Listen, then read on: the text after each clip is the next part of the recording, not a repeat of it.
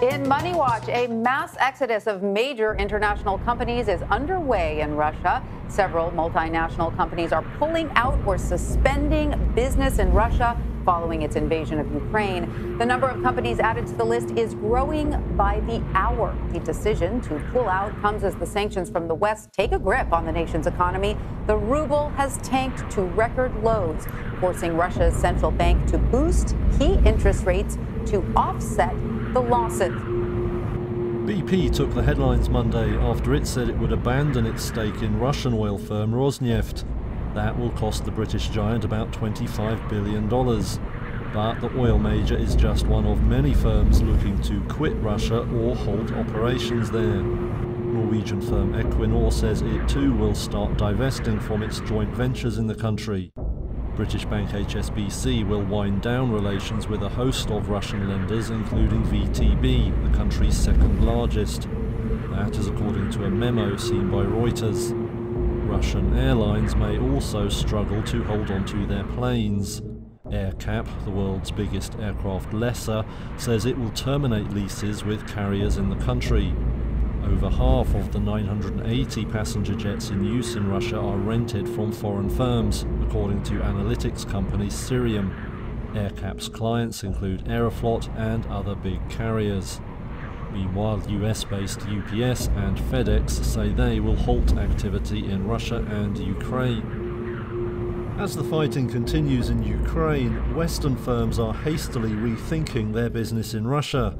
Now a steady trickle of departures from the country is turning into a flood. Shell is the latest big oil firm to confirm it's quitting Russian projects. That follows BP and piles pressure on rivals like ExxonMobil. Payment firms MasterCard and Visa say they have blocked transactions by Russian financial institutions. That is in line with international sanctions. Major car and truck makers are cutting off exports to the country. Volvo and General Motors are among those to make the move so far, though they are small players in the Russian market. Ford, which is a major player, hasn't fully spelled out its plans. Maersk, the world's biggest shipping company, on Tuesday said it would suspend all container movements to and from Russia. That follows similar moves by rivals including Germany's Hapag-Lloyd. Meanwhile, tech firms are restricting access to content deemed Russian propaganda. Facebook owner Meta says it will block state media outlets RT and Sputnik on its platforms in the EU. In some breaking news now, two of the world's largest credit card companies have suspended their operations in Russia.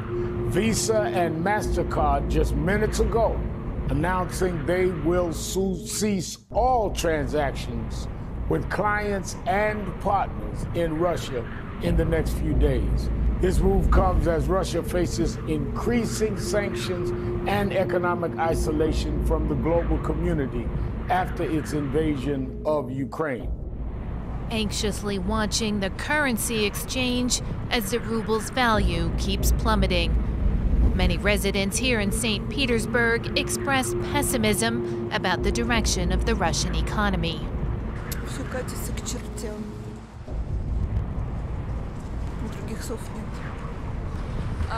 Все будет гораздо хуже, и не только с экономической точки зрения. For the past several days, Russians have been lining up at banks and ATMs, hoping to withdraw cash while they still can.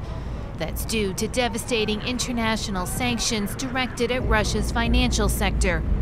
Moscow's public transportation department is warning residents they might have problems using Apple Pay, Google Pay, or Samsung Pay for their fares because VTB Bank, which is under sanctions, handles those payments.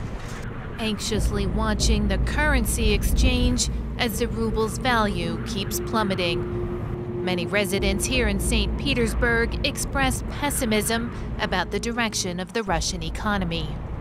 Все катится к чертям. Других слов нет. Все будет гораздо хуже, и не только с экономической точки зрения. Вот. For the past several days, Russians have been lining up at banks and ATMs, hoping to withdraw cash while they still can.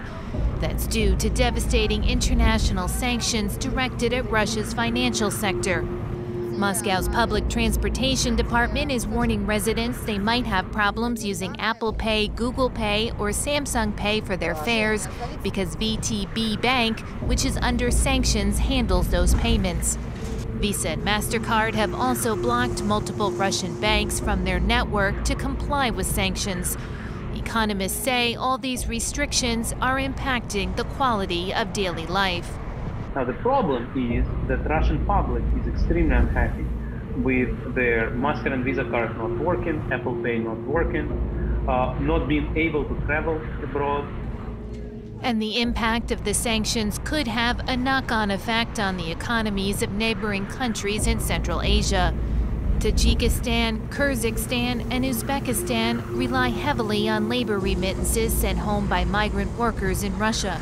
According to the World Bank, remittances account for 30% of Tajikistan's gross domestic product. For Kyrgyzstan, it's 28% and nearly 12% for Uzbekistan. Already, several cross-border payment companies have suspended their money transfer services in Russia, citing the risk of running afoul of sanctions.